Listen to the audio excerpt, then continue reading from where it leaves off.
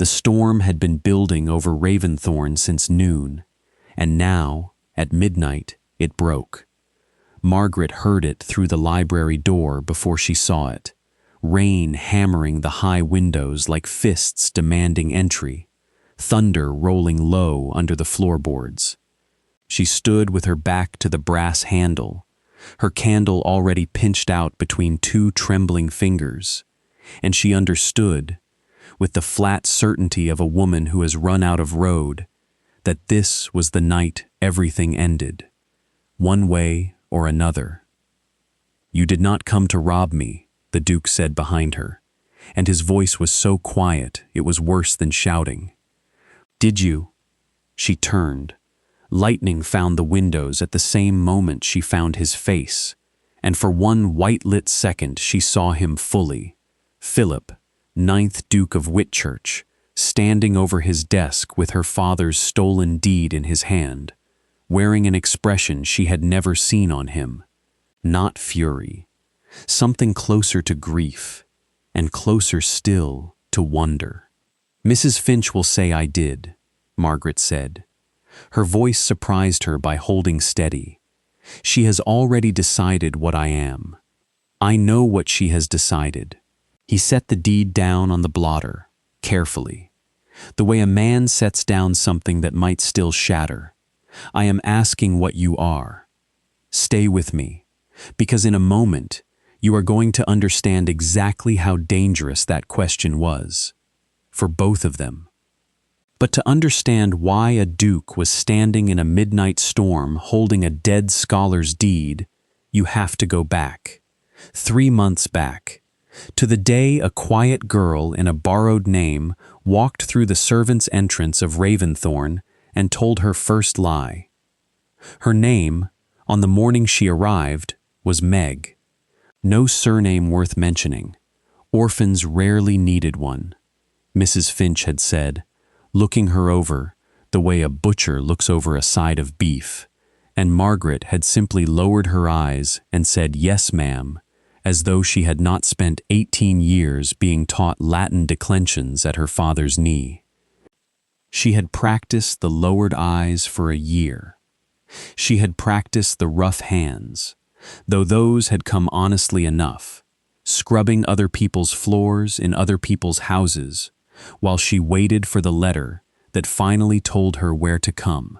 She had practiced, most of all, the art of being looked at and not seen, because the alternative, being recognized, being named, being asked one true question by the wrong person, would end her before she'd begun. Raventhorne did not make that easy. The house was enormous and cold and grieving. 3 months past the death of the Duke's younger brother, Lord Edward, thrown from his horse on a foggy ride no one liked to discuss. Grief had soaked into the stone, the way damp soaks into Northumbrian walls, and it had a name, too, in the servants' hall: Cinder. He was Edward's wolfhound, gray as a thundercloud and built like something out of an old border ballad. And since his master's death, he had become the house's resident ghost. He ate almost nothing. He answered to no one but the head groom, and even then with contempt. Mary shrieked when he rounded a corner. Agnes crossed herself at his window. He was, the housekeeper said, with the particular relish of a woman who enjoys being right, a four-legged warning that grief left unmanaged curdles into something feral. Margaret was not afraid of him. She told herself this was simply because she had bigger things to fear. A forged reference, a stolen inheritance, a housekeeper whose own surname should have been the first thing to frighten her, and very nearly was the moment she heard it. Finch, the same name as the cousin who had produced a revised will 2 years ago and walked away with her father's first editions, her father's cottage, her father's name in her mouth like a curse. She had not known, applying for the position, that the housekeeper of Raventhorne was his sister. She had found out on her second day, standing in the linen room with her stomach in her throat, and had very nearly fled that same night. She had not fled. Where would she have gone? So she stayed and dusted, and waited for an opening to the one room in the house that might still hold what was hers, the library, where her father had once catalogued the old Duke's books, and where, according to the single living man who still believed her story, he might have hidden something of hers for safekeeping before he died. It was in that library, in the long gallery on the second day of her third week, that Cinder found her. She had felt the air change before she heard him. She turned. He filled the doorway, head low, eyes the pale gray blue of a winter sky, and the other maid beside her dropped her duster and fled without a word. Margaret did not move. 1 second, 2, 3. She let him look at her the way she had learned, over 2 years of being looked at by people who wanted something from her, to simply be looked at, still, unhurried, giving nothing away. He took a step, then another. He crossed the gleaming floor in absolute silence and folded himself down at her feet like a hill settling into the earth, and made a sound that was not quite a growl and not quite anything she had words for. She finished her dusting. She left the room, and that, she would later understand, was the moment her careful invisibility began to come apart at the seams, because a hound that loved no one had just chosen her, in front of witnesses, and in a house like Raventhorne, nothing went unwitnessed for long. By the end of the week it was a pattern: the library, the long gallery, the rose garden, where he lay in the shade of the yew hedge while she worked the beds. He never demanded anything. He simply attended, like a silent gray shadow that had decided she was his now, and the staff began to whisper words, like witchcraft, and Mrs. Finch began to watch her with something colder than dislike. "He is not a pet, girl," the housekeeper hissed at her one evening, black eyes like chips of jet. "He is the Duke's sorrow. You will not meddle with it." "I do not, Mrs. Finch," Margaret said, and meant it. "He comes to me." "Then see that he does not." She did not know, that night, that Mrs. Finch was already drafting the notice that would change everything, and she did not know that somewhere above her, behind the cold glass of a library window, a man she had spoken perhaps 4 words to in 3 months was already watching the dog follow her, and already wondering why. By morning, the notice was nailed to the green baize board, ink stark and unforgiving, and the last line stood apart from the rest, underlined twice. No member of staff was to approach, touch, or address the Duke's Wolfhound. Infringement meant immediate dismissal. Everyone in the servants' hall knew exactly who it was written for. Margaret read it twice, felt the eyes on her back, pity from some, satisfaction from others, and understood, with the particular clarity of a woman whose entire future rested on staying quietly employed, that she had just lost the one thing keeping her safe. Because here is what no one in that hall knew. The dog's strange devotion had been her camouflage.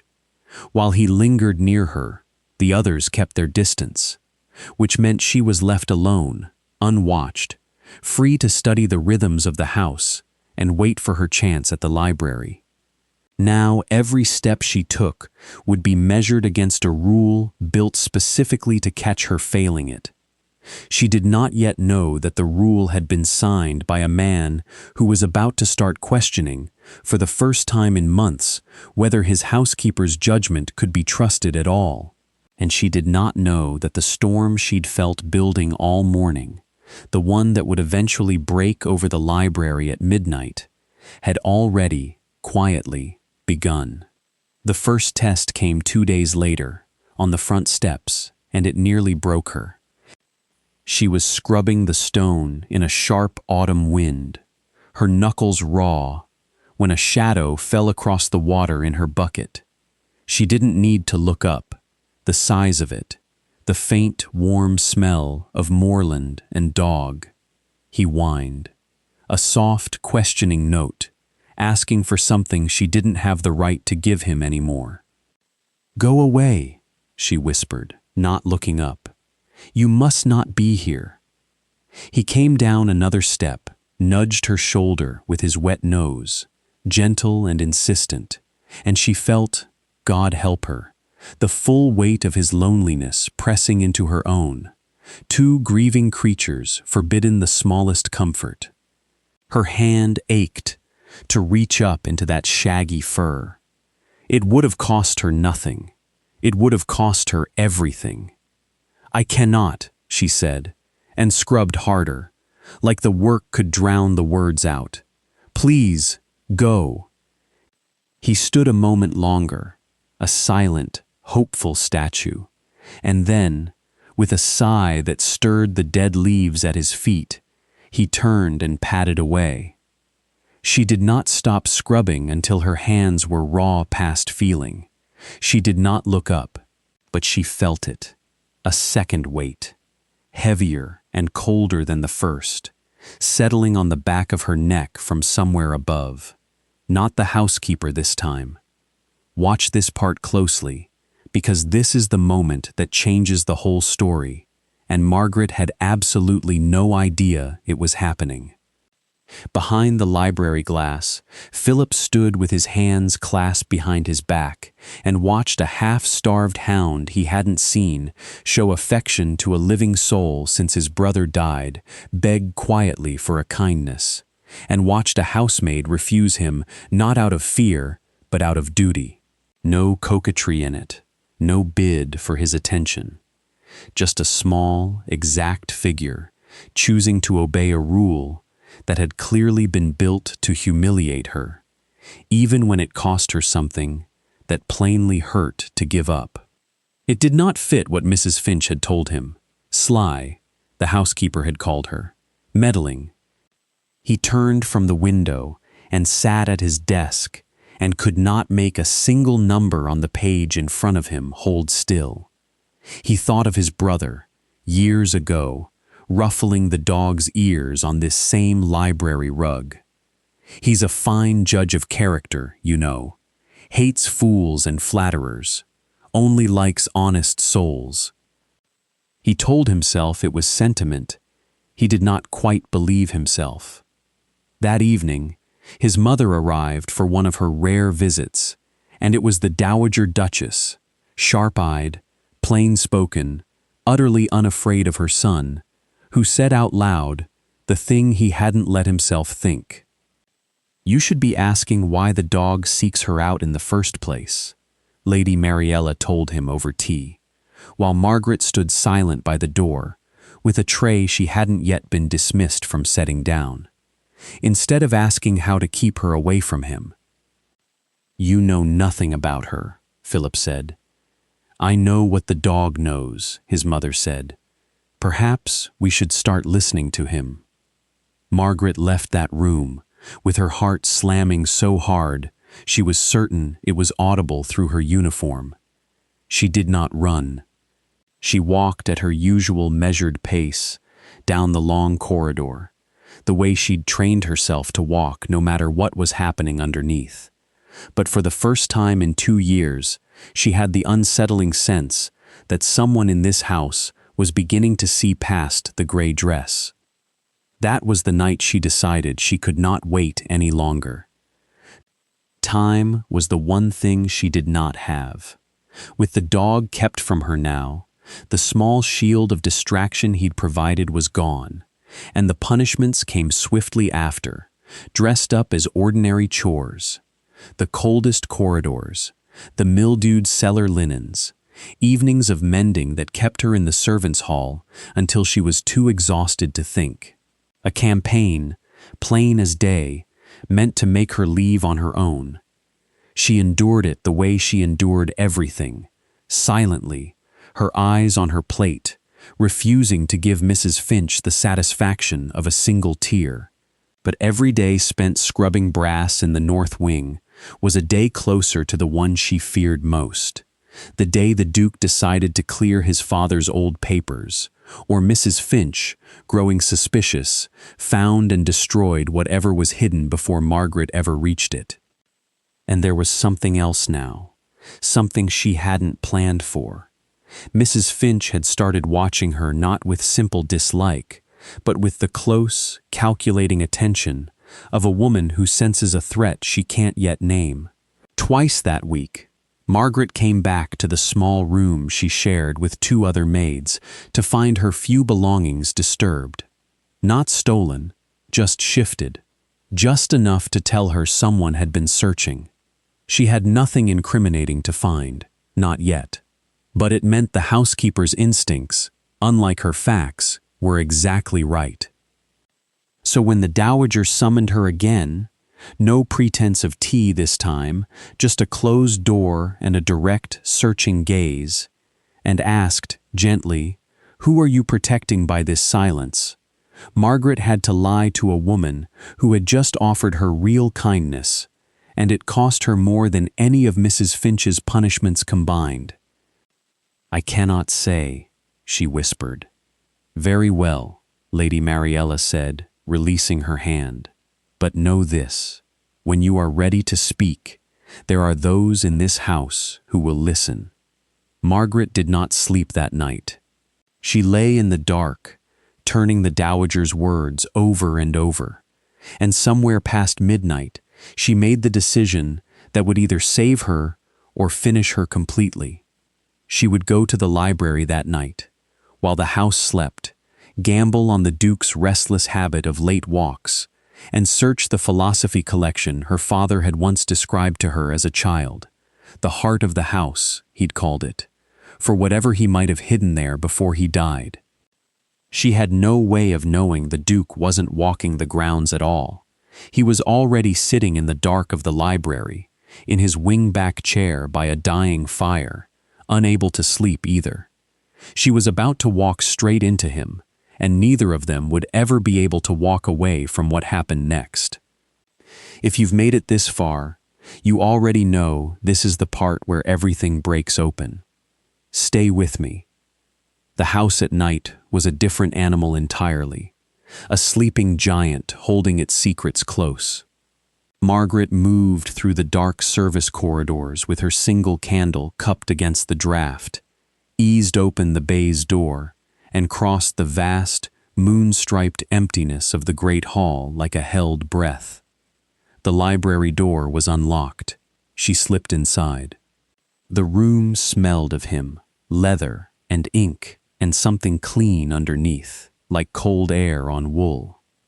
The fire had burned to embers, casting a low red glow she mistook, fatally, for an empty room. She found the hidden spiral stair behind its curtained alcove and climbed to the gallery, candle held high, scanning spines. Plato, Aristotle, Marcus Aurelius. Her father's old friend had told her what to look for, a hollowed book, perhaps, or a loose panel behind the shelf itself, an old scholar's trick. Her hands, trembling now despite herself, began moving along the spines, searching for one lighter than it should be, a gap where there shouldn't be one. The floorboard creaked below her. She froze, blew out her candle with her own fingers, plunging the gallery into total black, and pressed herself flat against the shelves, not breathing. Silence. Then, the scrape of a log shifting in the grate. Someone was in the room. Someone had been in the room the entire time. She had miscalculated, and there was no possible way out that didn't take her past him. Below, Philip sat motionless in the dark and watched her cross to the stairs without a sound, watched her climb to the exact section he half suspected she'd go to. Not the silver cabinet, not his desk, but a wall of obscure Greek philosophy. A thief would have gone for the silver. He told himself to call out, to demand an accounting, to be the master of his own house. Something else in him, newer, more patient, told him to wait. So he waited. And up on the gallery, in the absolute dark, Margaret made her decision. The spiral stair groaned like a dying thing under her foot, and there was no more pretense of stealth left to abandon. She reached the door. Her hand had just closed around the cold brass handle when his voice came out of the dark behind her, low and final. Stop. She did not run. There was nowhere left to run to. Turn around. She turned, chin lifted, though she kept her eyes lowered the way 3 months of training had taught her. She could not see his face, only the tall black shape of him against the embers, and the heat of him, far too close. What were you doing in my library? Silence. What could she possibly say that wasn't either a lie or a confession? Were you looking for something to steal? No, Your Grace. Her voice came out steadier than she had any right to expect. Then what? A midnight stroll? A sudden desire for literature? The sarcasm in it was a blade, and it should have frightened her into silence. Instead, something in her, 2 years of swallowed grief, of scrubbed floors, of being told who she was by people who'd never once asked, finally cracked, and what came out of the crack was not fear. It was the truth, edged just enough to survive telling. She lifted her chin and met his unseen gaze in the dark. I was looking for a book. A long pause. A book. At 2 a.m. Which book? The first true title that surfaced in her mind. The Meditations of Marcus Aurelius. She braced for scorn. Instead, silence. And then, when he spoke again, the cutting edge was gone, replaced by something colder and far more dangerous. Genuine curiosity. Why that one? And the truth, or close enough to it, tumbled out before she could stop it. Because it is about enduring what you cannot change, about keeping your own character intact when the world around you is unjust. He crossed to the table without another word and struck a match. Lamplight bloomed gold across the room, and she had to blink against it, and when her eyes adjusted, she found him watching her, the way a man watches something he has just realized he never actually looked at before. You read Latin, he said. It wasn't quite a question. And Greek, she said, before she could stop herself. He looked from her face to her hands, chapped red from lie, but slender, shaped wrong for the work they did. Who are you? It was not a question asked of a servant. It was a question asked of an equal, and for one reckless heartbeat, the real answer sat right on her tongue. My name is Margaret Whitley. Fear caught it first. I am a housemaid, Your Grace, she said, and dropped her eyes to the floor, and felt, even as she said it, that something between them had already shifted too far to ever fully shift back. He pulled down a slim volume of Greek poetry and held it out. Read. Her hands shook, taking it. The words on the page blurred. She steadied her breath and began, hesitant at first, then stronger, the old rhythm of the language returning to her, like a hand finding a familiar door in the dark. When she finished, she looked up to find him staring at her with an expression of dawning, almost wounded astonishment, a man who had expected a fraud and found, instead, a scholar wearing a stranger's life like a borrowed coat. He took the book back. His fingers brushed hers. The contact went through her like a struck match. You will go back to your room, he said, his voice strained in a way she hadn't heard from him before. You will speak of this to no one. I will deal with Mrs. Finch. She fled the library with her heart pounding. Not in fear now, but in something far more dangerous: hope. She did not yet know that the housekeeper had already decided to tell the Duke a lie that would put Margaret's entire future in his hands. And she had no idea that he was about to lie to protect her, beating his own housekeeper at her own game, in a way that would make her the single most talked about person in the entire house. By the time the Morning Post had gone out, Philip had already written to a man in London who owed him a favor and made a quiet living finding out who people really were. He described her age, her bearing, the fluent Latin and Greek that had no business living inside a housemaid's chapped hands. He sealed the letter, and only then let himself sit with what he already half suspected, that if she was who he thought, her presence at Raventhorne was an indictment of everything his ordered, dutiful world claimed to stand for. He had been complicit in her degradation simply by not looking closely enough to notice it. The meeting with Mrs. Finch came that same morning, and Margaret heard about it second-hand, in pieces, the way the whole household heard about everything, through the kitchen, in whispers. By lunchtime, the housekeeper had marched into the library with her back ramrod straight and her face set in grim satisfaction, certain she had finally won. She told the Duke she had personally caught the maid breaking into the library in the dead of night. It was, Philip informed her, with a coldness that made 2 scullery maids go quiet just hearing it second-hand, a lie. He had been in the library all night. He had summoned the girl himself to fetch a book from the upper gallery. There had been no theft. There had been no irregular behavior. There had been only a servant obeying an order. Mrs. Finch's composure did not survive the sentence. Color drained from her face as she understood, in real time, that her authority, 20 years built, never once questioned, was being publicly, deliberately dismantled by the one man who'd always trusted her judgment without question. "My orders are to be respected," Philip told her. "Both by her and by you. The matter is closed."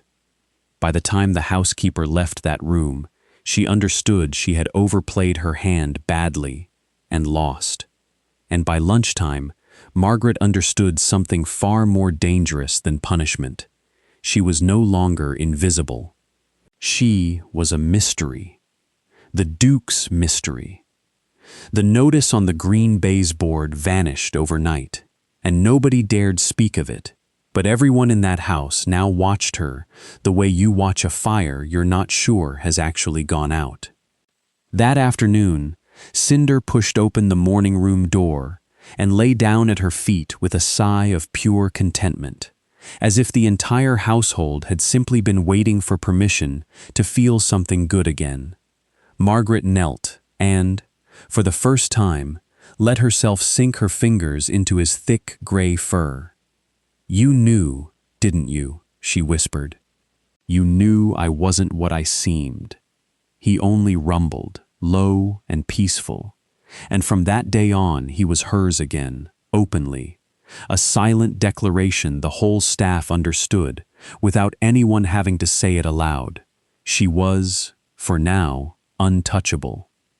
But for now was doing a great deal of work in that sentence, and Margaret knew it.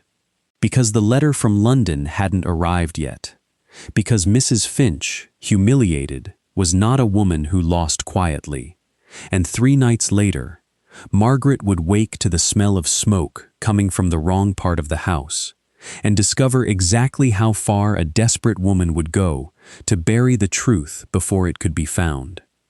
It started as nothing, a faint, acrid edge under the usual smell of banked fires, easy to dismiss as a chimney drawing badly in the wind. Margaret noticed it, because she always noticed everything. 2 years of having nothing had trained her to. She lay still in the dark of the servants' room, listening, until the smell sharpened into something unmistakably wrong, and she was on her feet and in the corridor before she'd consciously decided to move. It was coming from the unused north wing, the same corridors she'd spent a week scrubbing brass in, on Mrs. Finch's orders. She found the housekeeper in the old steward's office, a small fire lit in a grate that hadn't been used in years, feeding papers into it, one careful sheet at a time. Old estate correspondence, ledgers, anything with the Whitley name or the old Duke's seal that Mrs. Finch could lay hands on before her brother's crimes came fully into the light. She had not been able to reach the hidden cabinet. She did not know yet where it was, but she knew enough to be burning everything she could find that might point toward it, working alone in the dark like a woman trying to outrun a verdict already rendered. Margaret froze in the doorway. For one terrible second, neither of them moved. "You won't stop it," Mrs. Finch said, without turning around, her voice flat and almost gentle, which was somehow worse than fury. "Whatever he found, whatever he thinks he knows, there will be nothing left to prove it by morning."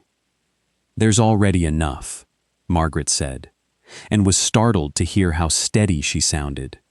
2 years of swallowed fear, finally finding somewhere useful to go. He has the deed. He has the letter. Burning ledgers won't undo what's already in his hands. For the first time since Margaret had arrived at Raventhorne, she watched Mrs. Finch's iron composure simply fail, not crumble gracefully, but collapse all at once, like a wall giving way. The housekeeper sat back on her heels in front of the small dying fire, and for a moment she looked less like a tyrant and more like exactly what she was, a woman about to lose everything she'd spent 20 years building, because of a brother's greed she'd chosen, for years, not to ask too many questions about. "He told me you had no people," Mrs. Finch said quietly. "He told me your father left debts, that you were no better than you should be."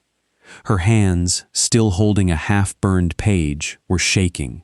"I believed him because it was easier than not believing him." It was not an apology, but it was the closest thing to truth Mrs. Finch had offered anyone in this house in a long time, and Margaret found she had no triumph left for it, only a tired pity she hadn't expected to feel. She did not raise the alarm. She simply said, "Put it out," and watched until the housekeeper did. She told the Duke everything the next morning because she had promised herself, somewhere in that smoke-tinged room, that she was done carrying secrets alone in this house.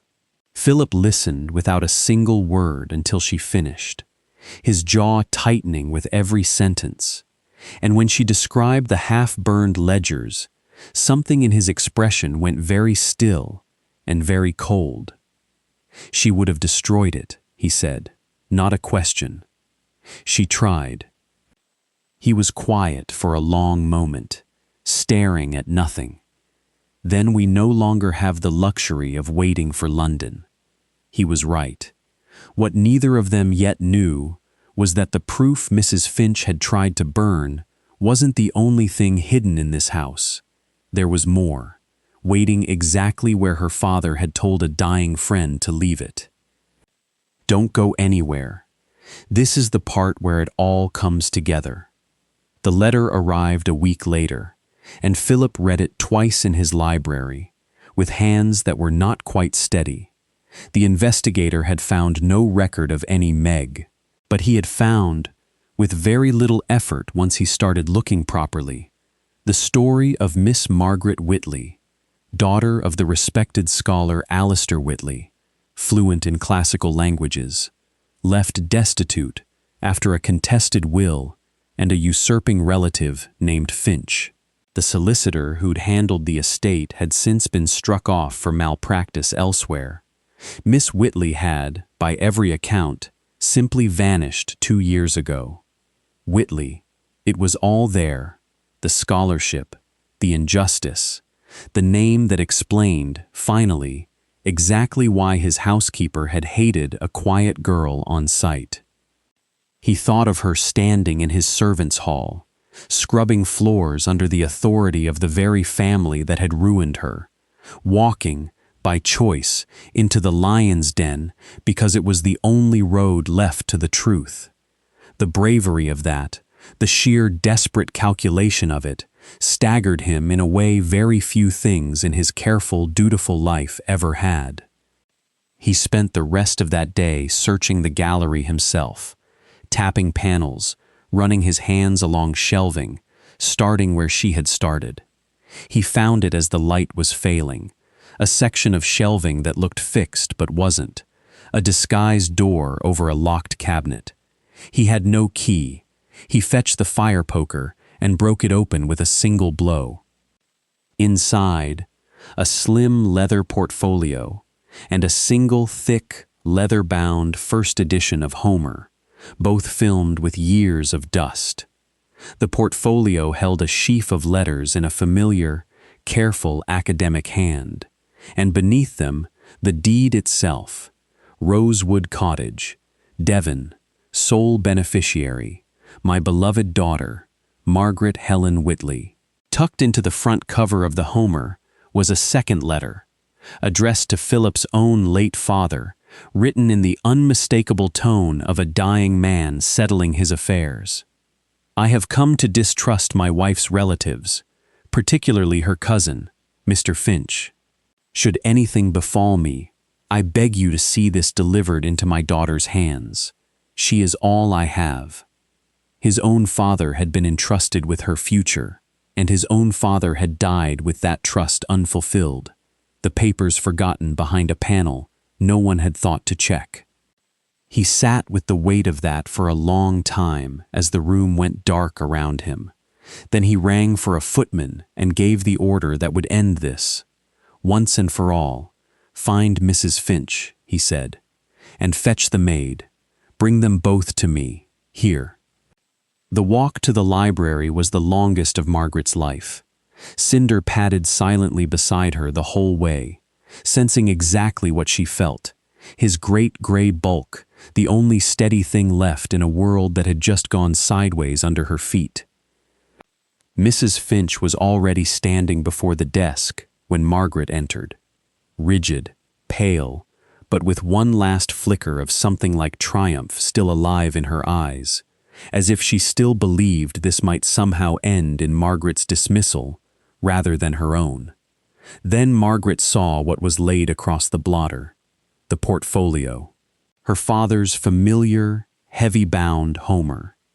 Her breath caught somewhere in her throat and refused to move. The Duke stood as she entered. He did not look at the housekeeper.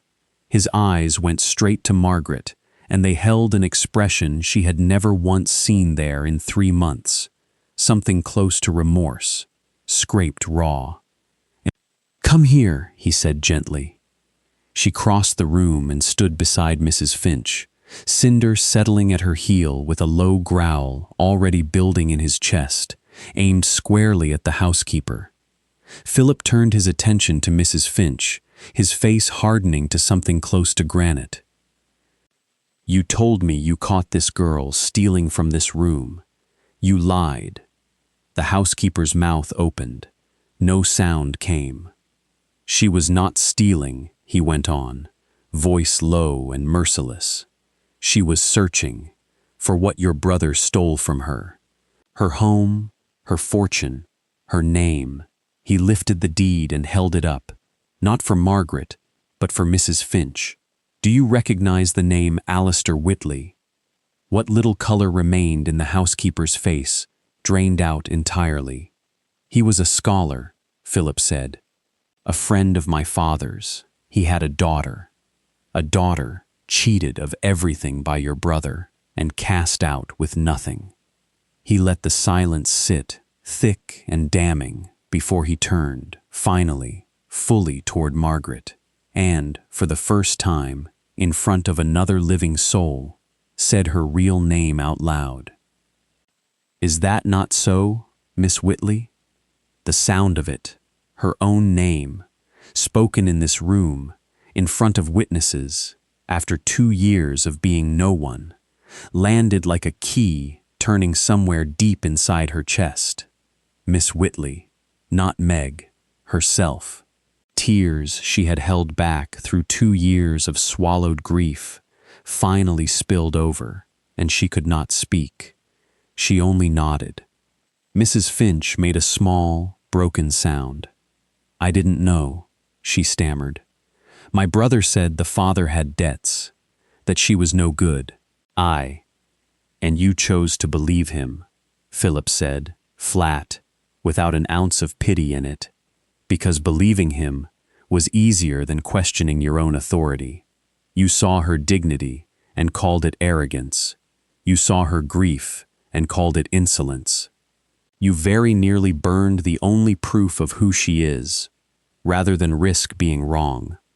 The housekeeper's composure, the thing she'd built her entire identity around for 20 years, finally gave out completely. "What will you do with me?" she whispered, eyes on the floor. Philip looked at her for a long moment. Margaret watched something pass across his face, not mercy exactly, but a choice. He looked at Margaret's tears, the relief in them rather than triumph, and seemed to understand, the way he was only just learning to understand things, that vengeance was not what she would have asked for, even if she'd had the right to ask for it. "You will pack your things," he said finally, voice weary. "A carriage will take you to a holding on the far edge of the estate.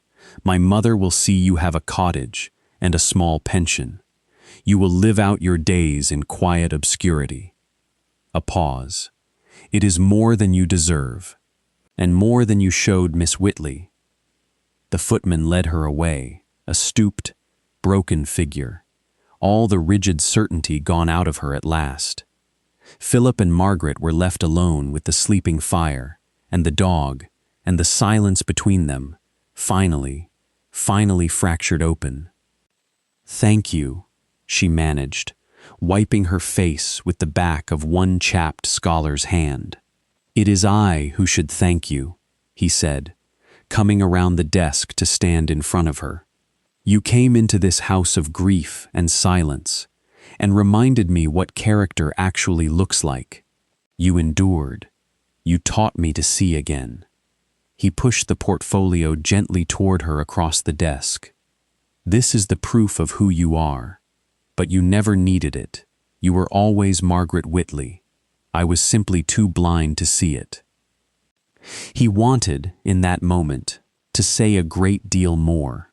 He wanted to tell her that the thought of her leaving Raventhorne, and now that her fortune and her name were both restored, she had every right to leave, had become, somewhere in the last 3 months, unbearable to him. The words would not come. The gulf between their stations had just been bridged by the truth, but it was still, for tonight, a chasm too wide to cross in one breath. So he said the only thing that mattered. "Welcome home, Miss Whitley." If you think that's the end of the story, stay with me a little longer, because what happens between them next is the part you'll actually remember. 6 months later, summer had come properly to Raventhorne, turning the bleak gray parkland into something green and gold and almost unrecognizable. The library, too, had changed. Sunlight came through the tall windows now, lighting motes of dust that danced over shelves no longer choked with neglect, and Margaret stood on a rolling ladder in a simple gown of pale muslin, sliding a restored volume back into its place. She was not the mistress of Raventhorne. Not yet. She was something quieter, and in its own way more hers, its curator. Her father's name had been cleared in full. Rosewood Cottage had been returned to her, the stolen first editions tracked and recovered where they could be, the rest pursued through solicitors who no longer had any reason to lie to her. She was a woman of independent means now, free to leave, free to do anything at all, and Philip had asked her, instead, to stay. As a salaried curator, he'd said, his old formality doing its usual work of hiding something far less formal underneath it. There is a suite of rooms in the East Wing. You would be your own mistress. It had given her a purpose, a place, and, though neither of them said it outright at the time, it had given them both something they badly needed: time. The door opened.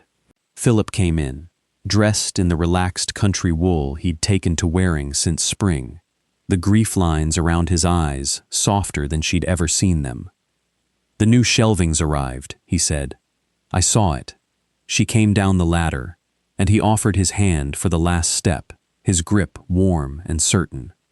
"Thomas has done good work. He works well under your direction. The whole staff does. You command more loyalty than Mrs. Finch ever managed with all her rules." They never spoke of the former housekeeper by name anymore. A new one ran things now, recommended by Margaret herself, kind where the last had been rigid. "Walk with me," Philip said. "The light's good by the lake." They went out together, Cinder rising from his spot on the library rug to follow. Coat glossy now, gait easy, a guardian instead of a ghost. They walked the path down through the parkland in the kind of comfortable silence that 2 years ago Margaret would not have believed herself capable of trusting. "The solicitors expect the final settlement from the Finch estate within the month," Philip said, breaking it. "You'll be a wealthy woman, Margaret."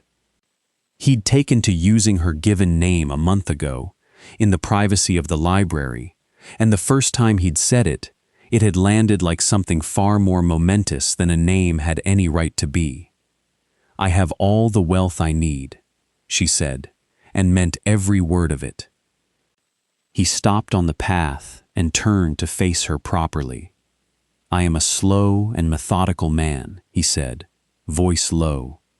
His tawny eyes, serious in the way she'd come to recognize, meant he was about to say something he'd spent a very long time deciding how to say. "I do not rush into things. Not farming, not anything. But I find my patience has finally reached its limit." He took both her hands in his. "I have grown accustomed to your voice in my library, Margaret, to your shadow walking beside mine. The thought of either being absent from this house is intolerable to me now." He took a breath, and for one of the only times since she'd known him, his composure visibly wavered. "I am asking you to stay, not as my curator, as my wife, as the Duchess of Whitchurch." Margaret's heart, already so full she'd thought there was no more room left in it, somehow made room anyway. She did not feign surprise. She had stopped pretending things. With this man, months ago, "Philip," she said, his given name, for the first time, out loud to his face. "I have been waiting for you to ask." The smile that broke across his face was nothing like the careful, almost smiles she'd grown used to. It was whole and warm, and it changed everything severe about him into something she suspected only she would ever get to see. "Then my reputation for being methodical," he said, "is entirely undeserved.